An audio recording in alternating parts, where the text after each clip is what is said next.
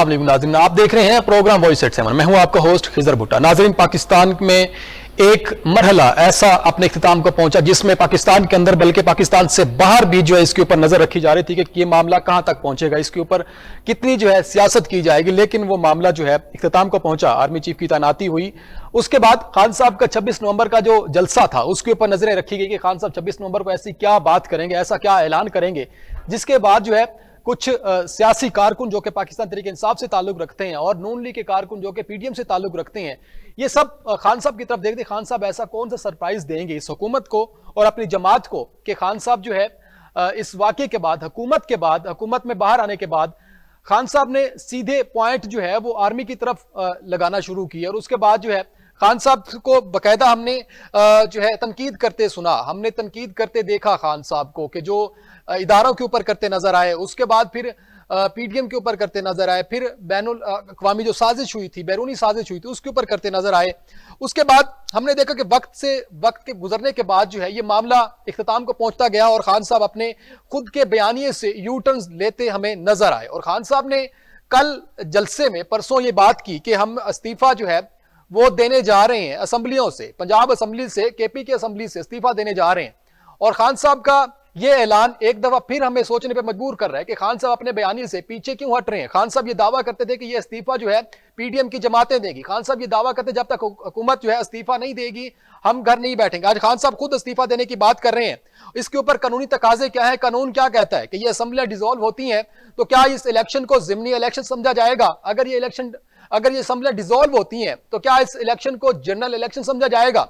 और उसके बाद हुकूमत भी ये बयान देती नजर आई थी हमें। राना सनाउल्लाह साहब ने खुद कहा था कि हम अगर खान साहब इस्तीफा दे देंगे तो हम भी इस्तीफा दे के इलेक्शन करवा देंगे। और अब ये क्या सिंध असेंबली से, उसके बाद बलोचिस्तान असेंबली से इस्तीफे हुकूमत भी दे देगी।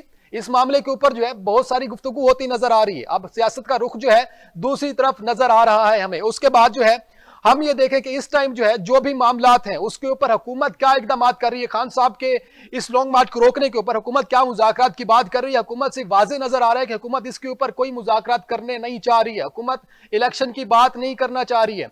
उसके बाद खान साहब ये बार बार ये बात कर रहे हैं कि हमें री इलेक्शन ही चाहिए, हमने री इलेक्शन ही करना है। और इलेक्शन अगर 23 में भी होते हैं, 2023 में होते हैं, चाहे वो जुलाई में हो चाहे वो जून में हो, हमने इनके ऊपर प्रेशर जारी रखना है। उसके बाद इलेक्शन कमीशन ने अपना फैसला सुनाया है कि इलेक्शन कमीशन इस टाइम उस इस्तात में नहीं है कि आपको इलेक्शन फिल फॉर करा दिए जाए। कम से कम 2 माह दरकार है जिसमें 27 करोड़ रुपए का इस टाइम लागत का जो है वो हिसाब इलेक्शन कमीशन की तरफ से किया गया है। और उसके बावजूद भी जो है खान साहब ये बार बार इसरार कर रहे हैं अगर इलेक्शन टाइम पे नहीं होते तो इलेक्शन कमीशन की, हमारी इलेक्शन की कैंपेन जो है वो हमारी जारी है। अब मामला सियासत में खान साहब स्टेप बाय स्टेप क्यों इसको मजीद आगे की तरफ लेके जा रहे हैं। हमारे पाकिस्तान के इस टाइम हालात मईशत को देखें तो बहुत कमजोर हो चुके हैं। पाकिस्तान डिफॉल्ट होने के करीब है। पाकिस्तान की सियासी जमातें सिर्फ अपना इक्तदार सोच रही हैं। पाकिस्तान की सियासी जमातें सिर्फ अपनी कुर्सी के बारे में लड़ती नजर आ रही हैं। पाकिस्तान के अंदर हुकूमत पाकिस्तान इस टाइम हुकूमत नून लीग की जो हुकूमत है ये दावे करती थी कि अगर हम खान साहब की हुकूमत को गिरा देंगे तो हमें महंगाई कम करने का एक अच्छा चांस मिल जाएगा और हम महंगाई कम करके पाकिस्तान की आवाम का एक दफा फिर एतमाद जीत के दोबारा जनरल इलेक्शन में आके वोट लेके पाकिस्तान के लिए दोबारा हम नून लीग की हुकूमत बनाएंगे। इसलिए पीडीएम इकट्ठी हुई और आज पीडीएम खुद अपने ही कारनामों से, आज पीडीएम खुद ही अपनी बातों से पीछे हटती नजर आ रही है। हुकूमत की तरफ से सिर्फ खान साहब के साथ खेलने की बातें हो रही है, खान साहब की सिर्फ हुकूमत के साथ लड़ने की बातें हो रही हैं। अवाम इसमें कहीं नजर नहीं आ रही। अवाम को सिर्फ जलसे, धरनों और उसके बाद रोड्स में हादसात के लिए यूज किया जाता है। अवाम को सिर्फ इस्तेमाल करके उनको फेंक दिया जाता है। अवाम को सिर्फ जो है अपने सियासी मकासद के लिए यूज कर दिया जाता है। उसके बाद हमने ये बार बार देखा कि इस मुल्क में, पाकिस्तान में हर चीज को कंट्रोवर्शियल करके अपने वोट बैंक को, अपने बैलेंस को अप किए जाने की कोशिश की जा रही होती है। लेकिन आज खान साहब का ये यू टर्न पाकिस्तान के अवाम को सोचने पे मजबूर करता है कि अगर आप इसी तरह ही असेंबलियों से इस्तीफे देते रहे, अगर आप इसी तरह ही इलेक्शन कमीशन, अगर आप इसी तरह ही हुकूमत पाकिस्तान को प्रेशराइज करते रहे, और आपको पता है कि पाकिस्तान के अंदर इस टाइम हमारी इकॉनमी बेहतर नहीं है और हम किस वजह से जो है इलेक्शन नहीं करवा सकते हैं, तो फिर ये सियासी जमात के लिए एक सोचने का पॉइंट बनता है कि पाकिस्तान की जमातें, पाकिस्तान के लीडरान क्या सोच के ये दावा करते हैं, क्या सोच के पाकिस्तान की आवाम को ट्रक की बत्ती के पीछे लगाती है। सबके ऊपर बात करेंगे। मेरे साथ प्रोग्राम में मौजूद हैं शाहिद इकबाल भट्टी साहब, सीनियर तज्जियाकार हैं, नासिर अजीम खान मौजूद हैं, आप भी माहिर कानून है। आप दोनों को खुशामदीद कहता हूं प्रोग्राम में। औरंगजेब बरकी साहब हमें कुछ देर में ज्वाइन करेंगे। सर आपका बहुत शुक्रिया। भट्टी साहब, सबसे पहले तो आपसे सवाल करूंगा, इस टाइम जो है मैं बहुत ही दुखी, मतलब कि दिल से बहुत मुझे तकलीफ हो रही है कि हम खान साहब से ये उम्मीद नहीं रखते थे। खान साहब ने तो ठीक है असेंबलियों की डिसॉल्व होने की बात की, परवेज इलाही ने लब्बैक कह दिया, हुकूमत भी ये बात करती नजर आई थी कि हम जो है इस्तीफे दे देंगे अगर खान साहब इस्तीफा दें। ये इस्तीफे देना, हुकूमत में आना, ये सिर्फ ये चालें चलते रहेंगे या अवाम की तरफ भी कोई ख्याल होगा? आप तो नून लीग के बड़े करीबी समझे जाते हैं, आप तो नून लीग के मतलब कि नवाज शरीफ साहब के भी दिल के करीब है आप, तो थोड़ा हमें बताएं कि अब अवाम क्या सोचे, किसकी तरफ देखे सर? जी बहुत शुक्रिया खिजर। एक तो मैं अजीम साहब को सलाम पेश करता हूँ और मैं आपको भी सलाम पेश करता हूँ कि ये जो आपने इंट्रोडक्शन करवाया है, पूरा आपने समंदर को कूजे में बंद किया है और सारी हिस्ट्री बयान करते हुए और हमसे ये पूछा है। आपके सवालों में जवाब था लेकिन मैं फिर भी इस में रोशनी डाल लेता हूँ। ठीक है, नून लीग के साथ मेरे बड़े साथ हैं, लेकिन 2018 के इलेक्शन में मैं पीटीआई का भी को सपोर्ट करता रहा। चैनल 5 पे बैठ के मैं इलेक्शन ट्रांसमिशन में भी पीटीआई को सपोर्ट करता रहा और आपकी तरह हमें भी उम्मीद थी कि खान साहब एक रोड मैप लेके आ रहे हैं, एक रोल मॉडल हैं, एक आइकॉन है, फेम है, पॉपुलर है, शायद इंटरनेशनली इनकी इतनी क्लास जो है वो बेहतर हो जाए, इनको डोनेशंस बहुत होती है। लेकिन खान साहब ने जो 4 साल में इस गवर्नमेंट अपनी गवर्नमेंट में जिस तरह हाइब्रिड काम करके और सिर्फ ट्विटर पे गवर्नमेंट, देखे एक प्रैक्टिकल आदमी में और एक थ्योरेटिकल आदमी में बड़ा फर्क होता है। जो स्कूलों के टीचर्स भी जो होते हैं ना, जो मेंटोर होते हैं, वो जिंदगी में प्रैक्टिकल लाइफ में वो फेल होते हैं। एक प्लेयर और एक कोच में बड़ा फर्क होता है, एक मेंटोर में और एक प्लेयर में बड़ा फर्क होता है। तो खान साहब ने कहते हैं कि मैंने 25 साल क्रिकेट खेली, लेकिन खान साहब ने आज तक कोचिंग नहीं की। खान साहब ने 25 सालों से अपनी डिबेट चलाई, लोगों को मोटिवेट किया, एक शौर दिया और उस शौर को, यानी एक शौर को वो एक कल्ट बनाने में कामयाब हो गए और पाकिस्तान को इस नहज पे लेके आ गए कि पिछले 2014 से लेके अब तक इंतजार जलाओ। भट्टी साहब, मैंने वैसे आपसे सवाल ये किया है कि क्या पाकिस्तान की हुकूमत इस टाइम नून लीग की हुकूमत है? मुझे जरा जवाब मेरे सवाल का दे दें तो बेहतर होगा सर। सर मुझे आप 1 मिनट दे दें सिर्फ, जिस तरह आपने इंट्रो दी, मैं उसी बेस पे आ रहा हूँ कि खान साहब ने पाकिस्तान को इस नहज पे लाके खड़ा कर दिया है कि जो इस्तीफे लेने गए थे, पीडीएम के इस्तीफे लेके कौमी असेंबली को डिसॉल्व करने के लिए धरना देने के लिए बैठना था, तो खुद अपनी ही असेंबलियों से रिजाइन करने की बातें करके वापस आ गए। और ये भी खान साहब का सोचा है। आपका मेरा आखिरी प्रोग्राम हुआ था, मैंने आप ही के प्रोग्राम में ये ब्रेकिंग न्यूज दी थी कि खान साहब धरना नहीं देंगे, वो कॉल ऑफ करेंगे, और वही हुआ। जो कुछ मैं आपके प्रोग्राम में बिफोर टाइम प्रिडिक्शन देता हूँ वही होता है। तो भट्टी साहब फिर मैं फिर गलत हो गया। मुझे फिर ये कहना चाहिए था कि आप पीटीआई के खान साहब के साथ ज्यादा करीब है, नवाज शरीफ साहब के साथ मैंने कह दिया, ये गलत कह दिया मैंने फिर। जी नवाज शरीफ साहब तो आएंगे नए साल में जी, लेकिन मरियम साहिबा की ब्रेकिंग न्यूज दे रहा हूँ। बर्की साहब, औरंगजेब बर्की साहब हमें ज्वाइन कर चुके हैं। बर्की साहब आपको खुशामदीद कहता हूँ प्रोग्राम में। चेंज होगी पंजाब गवर्नमेंट, इसी तरह चेंज होगी जैसे फेडरल गवर्नमेंट चेंज हुई थी। घबराने वाली कोई बात नहीं, ये मैं आपको पहले बता रहा हूँ। अच्छा सर, आप जवाब दे देना जरा, जो सवाल किया उसका जरा जवाब दे दें कि पाकिस्तान की हुकूमत इस टाइम जो है वो महंगाई को कितना कंट्रोल कर रही है। इसके बाद हमें भी पता है, आप भी समझते हैं कि हमारा दिसंबर में टॉपिक चेंज हो जाना है, हमने इकोनॉमी के ऊपर बातें करने, क्योंकि पाकिस्तान डिफॉल्ट होने जा रहा है। इसका क्या कर रही है हुकूमत? क्या खान साहब से लड़ने के लिए कंटेनर लगाने के लिए बैठी है हुकूमत? जरा मैं रिक्वेस्ट करूंगा अपने गेस्ट से, क्योंकि आप जाहिर है बिजी हैं, आपका टाइम बड़ा कीमती है, अगर आप काइंडली अपने जो शोर है उसको कम कर दें तो शायद हम आपकी आवाज को जरा क्लियर सुन पाएंगे। नासिर साहब, शायद ये आपकी तरफ से शोर आ रहा है सर। भुट्टा साहब आपकी आवाज नहीं आ रही। भुट्टा साहब सही तो रहा। बर्की साहब, आपको मेरी आवाज क्लियर आ रही है?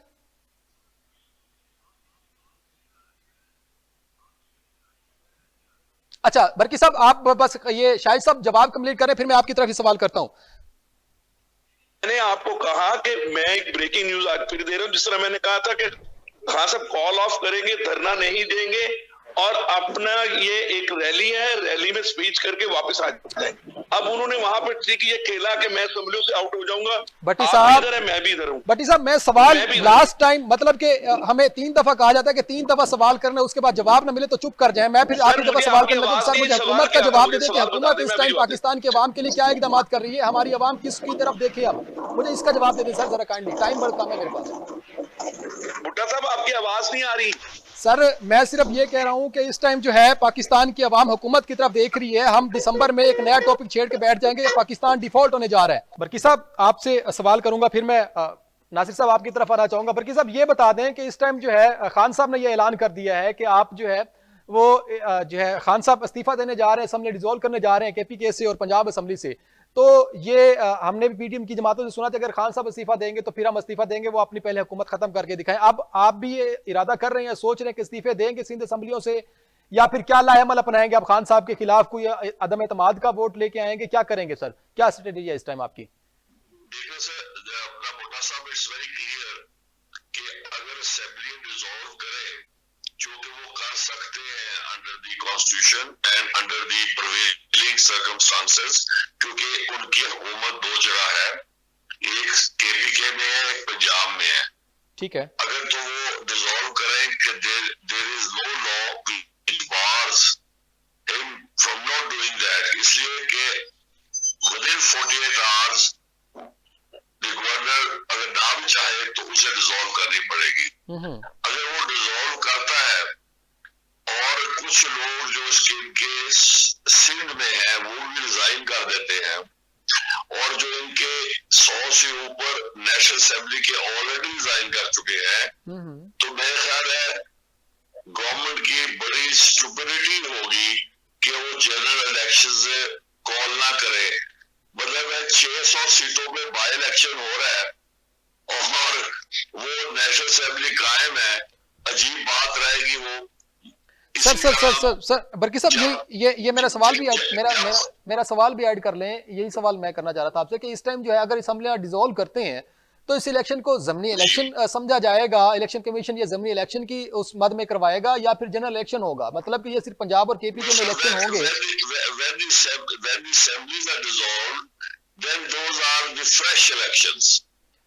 ओके, तो फिर बाकी असेंबली से इस्तीफे देने पड़ेंगे आपको फिर सर। और जो आजकल इस वक्त, हालांकि मेरा पीपल्स पार्टी से है और मैं पीपल्स पार्टी का स्पोक्समैन नहीं हूँ, मैं एक जनरल बात कर रहा हूँ। जो इस वक्त पब्लिक का इमेज है, जो पब्लिक का, वो इस वक्त इमरान खान की पॉपुलैरिटी है पंजाब में भी और KPK में भी, and I believe that he can get 2/3 majority in both provinces.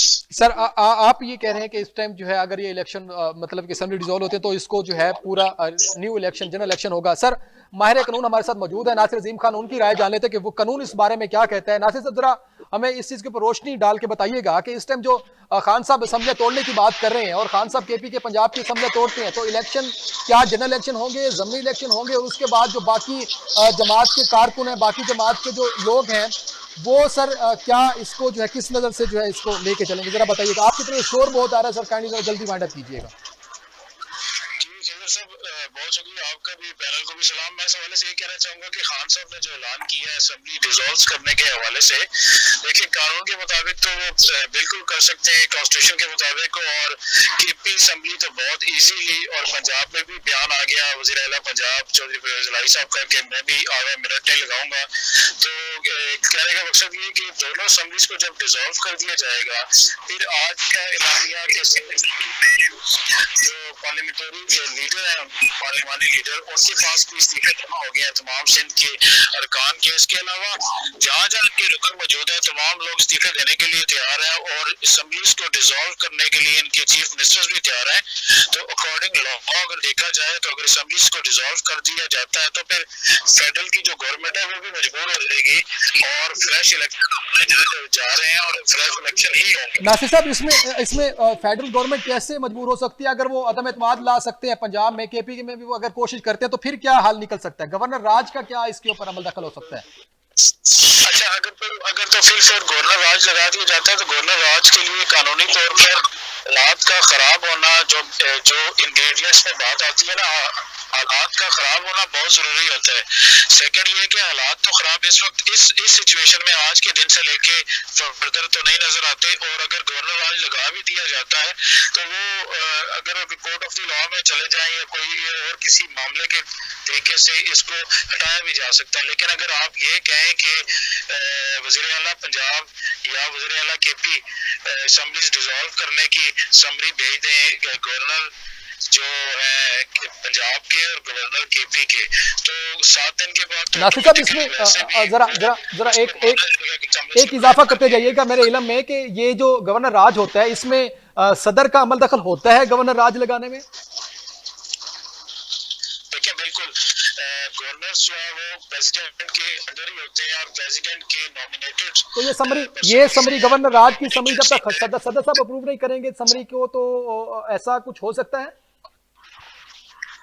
देखिए उसमें भी एक कानूनी रास्ता निकाला जा सकता है कायम मुकाम सदर का, लेकिन वो बहुत एक पेचीदा मामला होगा और वो बहुत मुश्किल हो जाएगा सर, बड़ा मतलब कि टफ टाइम मिल जाएगा या टाइम ज्यादा लंबा हो जाएगा सर।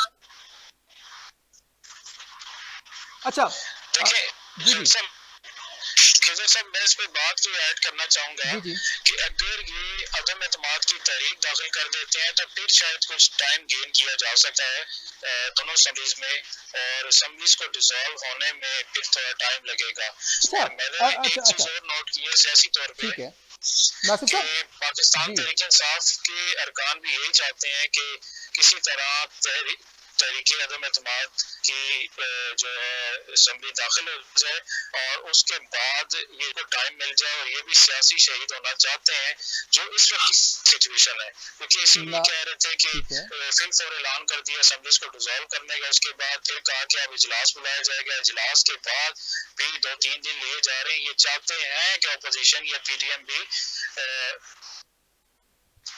अच्छा नासिर साहब, लास्ट क्वेश्चन आपसे करूंगा, आपका टाइम जो था हमारा वो करीब है, लेकिन मैं लास्ट क्वेश्चन आपसे करना चाहूंगा कि इस टाइम असेंबली में अदम एतमाद लाया जा सकता है। असेंबली में अदम एतमाद कैसे लाया जा सकता है? जब तक वो असेंबली को सेशन ही खत्म नहीं कर रहे हैं, लगातार सेशन किए जा रहे हैं, तो अदम एतमाद लाना मुश्किल हो रहा है। उसके बाद ये पीडीएम बातें कर रही है कि हम अदम एतमाद लेके आएंगे ताकि इनको इस असेंबली डिसॉल्व होने से रोका जा सकता है। कहीं ऐसा कोई है नुक्ता नजर के इसको इस तरह से फिल किया जा सके, इस जो ये खदशात हैं? देखिए खजर साहब, बड़ा सिंपल सा इसका जवाब है कि अदम एतमाद को किसी भी वक्त लाया जा सकता है कानून के मुताबिक, और अदम एतमाद को दाखिल करने में जो सबसे बड़ी इंपॉर्टेंस होती है वो ये है कि इनके जो मेंबरान हैं, जो कुछ आज़ाद अरकान बैठे हुए हैं, अगर वो भी देखे ना अपनी रुकनीत से इस्तीफा ना देना चाह रहे हैं और वो इनको दिलासा दें, इनको ये कहें कि हम आपके साथ हैं, हम अंदरूनी खाना आपके साथ देंगे, तो अगर अदम एतमाद की तहरीक आ जाती है तो वो पाया तकमील तक भी पहुंच सकती है। सेकंड बात ये करता चलो कि अदम एतमाद की तहरीक का देखें दाखिल होना, इसमें तो कोई रुकावट हो ही नहीं सकती, और डिसॉल्व कर देने का मकसद तो ये होता है ना कि तमाम एमपीए से पूछे बगैर चीफ मिनिस्टर ये काम कर सकता है, लेकिन इस्तीफे लेने के लिए अगर कहा जाए कि पूरे पाकिस्तान तहरीक इंसाफ के माइती अरकान से इस्तीफे ले लिए जाए तो वो मुमकिन नहीं होगा, वो पॉसिबिलिटी नहीं है सर कि तमाम अरकान से इस्तीफे ले लिए जाए। क्वेश्चन आपसे लास्ट था, तो फिर क्या ये इलेक्शन कमीशन इस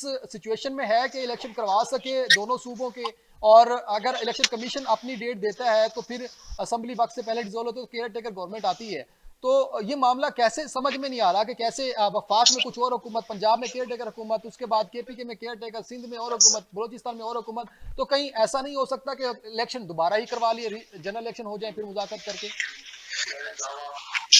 अच्छा खजर साहब, इसमें ना टेक्निकली गलती खान साहब से हुई है, खासतौर पर वफाक में। देखिए ये अब असेंबली से बाहर बैठे हैं तो बिलफर्ज इनकी केपी में और पंजाब में तो केयर टेकर चीफ मिनिस्टर इनकी मर्जी के आ सकते हैं या मुशावरत से आ सकते हैं, लेकिन वफाक में तो इस टाइम जो पार्लिमानी लीडर हैं, जो अपोजिशन लीडर हैं, वो तो जो इनके मुनर्रिफ अरकान थे उनमें से हैं, और उन्होंने मिलकर शहबाज शरीफ को इस बात किसी न किसी केयर टेकर प्राइम मिनिस्टर को लाना है, तो इनकी प्रॉब्लमेटिक सिचुएशन है इन फ्यूचर।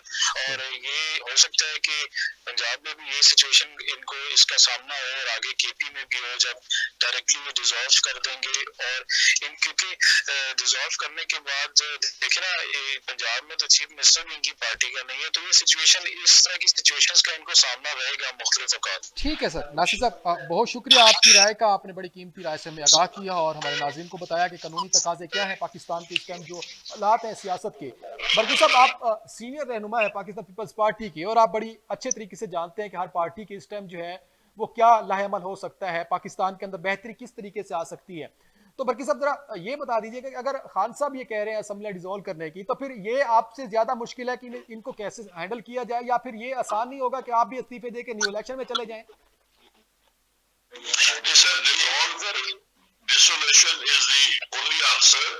क्योंकि बाय इलेक्शन कराना फॉर 4-5 मंथ्स कोई तुक बाती नहीं है, और मुल्क में ऑलरेडी इकोनॉमिक कंडीशन इतनी खराब है, बिजनेस कंडीशन इतनी खराब है कि ये हम डिफॉल्ट कर जाएंगे अगर ऐसी सूरत हाल कंटिन्यू रही। तो best solution for the country is fresh elections. इसमें कोई हर्ज नहीं है, दुनिया भर में होती है, इंडिया में होती है, यूरोप में होती है, जर्मनी में होती है, इटली में भी हुई है। इटली में हर 6 महीने बाद न्यू इलेक्शन होती है, तो ऐसी कोई नई बात नहीं है। तो बल्कि साहब फिर मसला कहाँ पे है, ये इशू कहाँ पे आ रहा है कि इलेक्शन कमीशन ये बार बार बात करे कि 47 अरब रुपए लगते हैं इलेक्शन कराने के, और पाकिस्तान के अंदर या उनके खजाने में इस तरह इतना बजट नहीं है कि इलेक्शन अभी करवा लिए जाए। और उसके बाद क्या ये वाकई ही अब जरदारी साहब ये चाह रहे हैं कि इलेक्शन दोबारा हो या फिर इलेक्शन डिसॉल्व कर दिया जाए? सर अगर आज का मतलब है 3 महीने बाद अगर नहीं होंगे बस पैसे इलेक्शन कराने के लिए, तो 6 महीने बाद कहां से आ जाएंगे? जी सर, ये सवाल तो बनता है, लेकिन ये फिर पीडीएम को करवा देना चाहिए सर। फिर हुकूमत आप इत्तेहादी है ना सर। ये नहीं मैं मानते अभी क्या वो है जो हालात है। मैं ये sir policy of the peoples party, ये तो मेरे अपने पॉइंट ऑफ व्यू है, और अगर वो पार्टी की पॉलिसी के मुताबिक पूछ जाए वो तो मैं उसका आयल नहीं हूँ, वो तो फरदुल्ला बाबर साहब या नईर बुखारी बता सकते हैं। चलें सर, भट्टी साहब आप ये बता दें कि इस टाइम जो है हालात हैं, आप भी समझ रहे हैं कि इस टाइम इलेक्शन होने चाहिए, क्योंकि मामला बहुत खराब हो सकते हैं अगर असेंबलियों से इस्तीफे दिए जाए तो फिर बहुत खराब हो सकता है। अनाउंस करें, जैसे गवर्नमेंट कुछ नहीं कर सकती। ठीक है भट्टी साहब, शायद भट्टी साहब आपकी तरफ आना चाहूंगा मैं कि आप ये बता सकते हैं कि इस टाइम जो है मामला जो है, क्योंकि आपसे मैं पूछना इसलिए चाह रहा हूँ क्योंकि आपका नून लीग के साथ मैं बार बार ये बात करूं को आप यही लगेगा कि आप नून लीग के ही कारकुन हैं, तो मैं इसलिए बार बार कहना नहीं चाह रहा, अवाम जानती है आपको। तो सर ये बता दें कि इस टाइम हुकूमत को क्या मसला है अगर इलेक्शन करा दिए जाए नए, क्योंकि ये मामला बहुत संगीन हो जाएगा अगर इलेक्शन ना हुए और खान साहब इसी तरह असेंबली डिसॉल्व करते रहे, तो ये बहुत नुकसान हो सकता है पाकिस्तान को।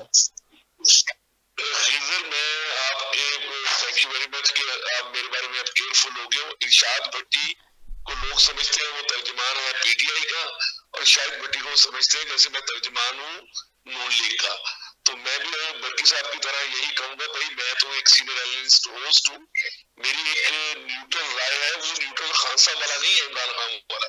मेरा न्यूट्रल अपोजिशन वाला और एजेंसी वाला न्यूट्रल है। भट्टी साहब आप कंटिन्यू कीजिएगा, लेकिन एक सवाल मेरा ऐड कर लीजिएगा कि इस टाइम जो है वो जावेद लतीफ साहब ने ये बात की है कि अगर आप जो है असेंबलियों से बाहर आ रहे हैं तो बिस्मिल्लाह करें आए, मतलब कि ये मामला इसको हम किस नज़र से देखें? आप उनकी ज़ाहिर है कि स्पोक पर्सन तो नहीं है, लेकिन क्या बता सकते हैं कि नून लीग ये चाह रही है कि इस्तीफे दें और हम इलेक्शन करवाएंगे, या फिर अदम एतमाद की कोई तैयारियां हो रही हैं? बस आपको पता है कि मैं आज भी नून लीग के कुछ लोगों के साथ मेरी मीटिंग चल रही थी। मैं आपको एक खबर दे देता हूँ कि जो मरीम नवाज है वो वापस आ रही है, ये तकरीबन 10 जनवरी से पहले वापस आ जाएगी। मरीम नवाज तो आ रही है सर, नवाज शरीफ साहब की भी बता दें, हमने तो बहुत अरसा हो गया। नवाज शरीफ साहब वो तो नए साल में जब इलेक्शन तंजीम बना लेंगे, अभी तक मैं आपको अंदर की बात बता रहा हूँ। जी अगस्त सितंबर से पहले इलेक्शन ना नून लीग ने होने देने हैं, ना पीडीएम ने करवाने हैं, ना पाकिस्तान के पास इतना बजट है ये खान साहब ने एक बबल खुद उसको प्रिंट करके फाड़ा है, क्योंकि उनको फेस सेविंग चाहिए थी। ये कोई इलेक्शन नहीं होने, फिर आप ये ये टाइम वेस्टिंग है। फिर भट्टी साहब आप ये भी समझते हैं कि खान साहब ये असेंबली तोड़ने की बात करें, ये सिर्फ बात ही करें या फिर ऐसा करके भी दिखाएंगे? ये आप देखें 36 घंटे तो गुजर गए, ये 136 घंटे भी गुजर जाएंगे, मैं आपको ये बता दूं। ये काम नहीं होना, ये काम नहीं होना, नहीं होना। आज तक आपके प्रोग्राम में मैंने जो प्रिडिक्शन की है एक गलत साबित हुई। मैंने कहा था खान साहब कॉल ऑफ करेंगे, खान साहब धरना नहीं देंगे, उन्होंने नहीं दिया। मैं आपको कह रहा हूँ असेंबली डिसॉल्व नहीं हो सकती। दूसरी बात, आज मुजफ्फराबाद में आप रिजल्ट चेक कर लें। भट्टी साहब आज सीनियर मुजफ्फराबाद के रिजल्ट चेक कर लें। लीडरशिप का आज इजलास जारी है भट्टी साहब, जो कि असेंबलियां तहलील करने के ऊपर गौर फिक्र हो रहा है इस टाइम। सर वो करते रहे, जितने मर्जी इजलास करते रहे। मैं आपको कह रहा हूँ इजलास करते रहे, इनके पास प्लान बी मौजूद है। अच्छा ये असेंबली डिसॉल्व कर भी प्लान बी में, और ये कोर्ट में भी केस जा सकते हैं। मैं आपको ये बता दूं। सर भट्टी साहब आप ये बता सकते हैं कि पीडीएम की जमात की बात करें, हुकूमत की बात करते हैं, तो कहीं इसमें भी दो धड़े पाए जाते हैं इलेक्शन करवाने के लिए कि नून लीग चाहे इलेक्शन करवाना नहीं चाह रही है, पीपल्स पार्टी कह रही है कि इलेक्शन करवाने चाहिए, या जेयूआई कह रही है कि इलेक्शन करवाने चाहिए। इसमें भी कोई तजादात है आपको नजर आते हैं? नहीं जी, ये आज से जब तक मुफ्ती इस्माइल साहब अपनी पोजीशन पे बैठे थे तब तक तो तीनों में अलग अलग डिफरेंसेस थे, लेकिन अब सब एक पेज पे हैं। इलेक्शन नहीं करवाए जाएंगे, चाहे मौलाना फजल रहमान हो, चाहे जरदारी साहब हो, चाहे वो नवाज शरीफ साहब हो, कोई इलेक्शन नहीं होंगे, इलेक्शन वक्त पे होंगे। और खान साहब अब इसी तरह करते रहेंगे, क्योंकि सबसे बड़ी प्रॉब्लम यह है कि आप कोई बंदा जो फोकस ही नहीं कर रहा कि एक ग्रास रूट लेवल के इलेक्शन उनकी गवर्नमेंट के अंडर हुए हैं मुजफ्फराबाद में। वहां पे पीटीआई पिट चुकी है। ये बयानिया जो गलत बनाया गया था, ये आज से सब बबल फट रहा है।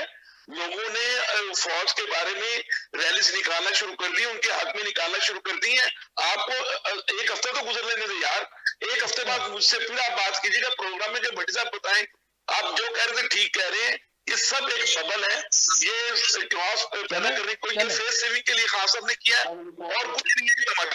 भट्टी साहब आप जो है ना, आप हर प्रोग्राम में मेरे साथ ही चैलेंज करके चले जाते हैं। आप किसी दिन मैंने आपके ऊपर जो है ना कुछ, सर वही कह रहा हूँ, किसी दिन आपने जो है ना वो पलंटी डाल देनी है, तो ये मामला जो है आगे निकल जाएगा। चले भट्टी साहब आपसे ये जानना चाहूंगा कि जो इस टाइम भट्टी साहब ये बात कर रहे हैं कि सारी जमातें एक पेज के ऊपर है पीडीएम की, और सारी जमातें यही चाहती हैं कि इलेक्शन फिलहाल ना हो, सितंबर से पहले नहीं हो सकते इलेक्शन, तो पाकिस्तान पीपल्स पार्टी की जमात जो है जरदारी साहब यही चाहते हैं कहीं? पीपल्स पार्टी तो नहीं चाहती होगी कि इलेक्शन हो, वो तो एक ही पेज पर है। मगर अगर ये खान साहब चाहें तो इनके बड़े बेनिफिट में जाएगी, क्योंकि 5 साल के लिए इनकी 2 प्रोविंसेस में बड़ी बम्पिंग मेजोरिटी के साथ ये 5 साल रूल करेंगे। और जहां तक प्रो आर्मी निकल रही है procession, they are all bloody paid by them, they are paid, no volunteers are coming out, just paid. और कोई बात सही करते हैं तो उसको आजम स्वाति वाला हाल करते हैं, अगर कोई सच्ची बात करे तो। सही अकाउंटेबिलिटी होनी चाहिए सबकी, या अकाउंटेबिलिटी नहीं है, सब पैसे बचाने के चक्कर में अपने। सर कौन this is the bottom line problem of Pakistan. Sir कौन है प्रॉब्लम, सबसे बड़ी प्रॉब्लम कौन है पाकिस्तान में, कौन क्रिएट करता है प्रॉब्लम सर?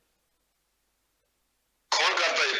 एस्टेब्लिशमेंट करती है, both political establishment and the bureaucratic establishment and the military establishment. Sir उनका तो ताल्लुक नहीं है, आपने वाज़ेह सूबेदारों के बच्चों के पास कहां से आते हैं पैसे कि आईएलटीएस खरीदे, वो कहां से आते हैं पैसे उनके पास? सर ये बताएं कि दादे परदादे 47 में क्या करते थे?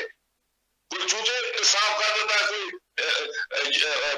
तो सर बरकी साहब फिर सियासी जमातें भी तो पीछे नहीं छोड़ती ना सर। बरकी साहब फिर सियासी जमातें भी तो उनके हाथ में खेलती हैं, सियासी जमातें भी तो गेट 4 का रास्ता अख्तियार करती हैं। सियासी जमातें 72 तक बेहतरीन रही है। कोई ख्वाजा नाज़मुद्दीन, कोई चौधरी मोहम्मद अली, कोई सोहरावर्दी के खिलाफ, कोई भुट्टो के खिलाफ उंगली नहीं उठा सकता। चले अगर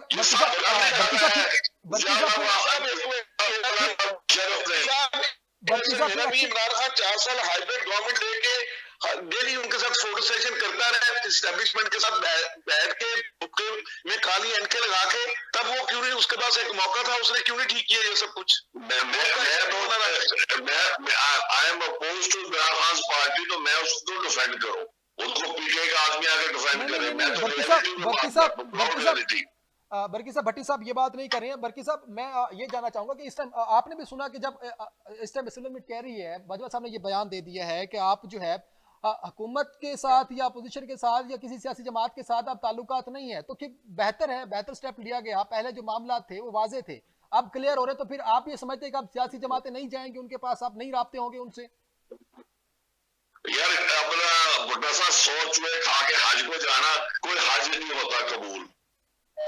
सही है, जाते जाते बयान दे दिया, नहीं बताया, देर आए दुरुस्त आए, देर आए दुरुस्त आए, ये भी मुहावरा है। ये अपना अकाउंटेबिलिटी दे 2000 से पहले की, अपने जो समझी है इसका मिठू को मारिया, उसके बाद मुझे अपना टैक्स रिटर्न्स 2000 से पहले की, में रहता था सदर बाजार की चौक में। बरकी साहब फिर आप इस बयान से डिसएग्री करते हैं कि वाकई ऐसा कुछ नहीं होने वाला, और उसी तरह जो है हम इसी हर मामले को इसी तरह घसीटते रहेंगे कि कहीं उसने ये बयान कर दिया, उसने कर दिया। पाकिस्तान का हाल सब यही है, public uprising, public should take over the issues in their own hands, और the best solution is sir Bhatti sahab आपकी opinion, what would you say about the जजेस? if you are talking about the journals, what would you say about the judges? हमारी supreme court क्या करती है? वो supreme court छोड़े, civil जजों से बात शुरू करें। अच्छा, सिविल बात शुरू करें, हाँ जी, इंसाफ ही कोई नहीं है सर। बरकी साहब फिर ये एक चीज वाजे कर दें कि फिर अगर ये मामला जो है नहीं होता, इस तरह से नहीं होते, तो फिर आप यानी कि जो कॉन्टेक्ट हैं आपके या फिर किसी भी जमात के, safest is free and fair election, ना खून ना खराबा, ना तोड़ ना फोड़, एक फ्री एंड फेयर इलेक्शन जैसे याहिया ने कराई थी, या टू अ सर्टेन एक्सटेंट 2002 में हुई थी। चलें जी, ठीक है बरकी साहब, बहुत शुक्रिया आपका। भट्टी साहब आपका क्या कहना है इसके ऊपर? Thank you. नहीं, बिल्कुल मैं वैसे औरंगजेब साहब की इस बात से मुतफिक हूँ, लेकिन ट्रांसपेरेंट इलेक्शन तक हो पाएंगे जब, जो कि सुप्रीम कोर्ट ने इमरान खान को कहा था असेंबली में वापस चले जाओ, तो ये असेंबली, मैं बार बार कह रहा हूँ, ये असेंबली डिसॉल्व अगर करेंगे मेलाफाइड तरीके से, तो वो कोर्ट में चैलेंजेस भी होंगी, नून लीग प्लान भी मौजूद, मतलब ये इतना कॉम्प्लेक्स केस है। खान साहब खुद फंस गए, खान साहब ये बात करके भी यू टर्न लेंगे और फंस गए। भट्टी साहब अब हमें सारा निजाम फिर तो अदालतों के ऊपर छोड़ देना चाहिए, फिर क्या सियासत में रह गए अब?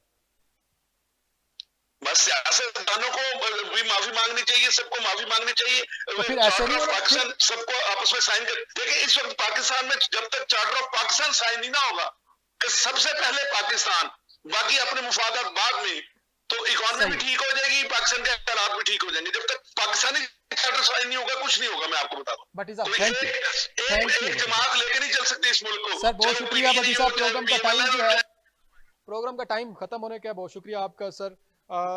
इस टाइम जो है जो आपने भी जिस गुफ्तगू की कि पाकिस्तान के हालात नहीं है, पाकिस्तान के हालात तो सही थे भी नहीं और करना भी नहीं चाह रहा कोई। इस मामले को बहुत संगीनी और बहुत बारीक बीनी से देखना पड़ेगा कि मसला कहाँ पे है।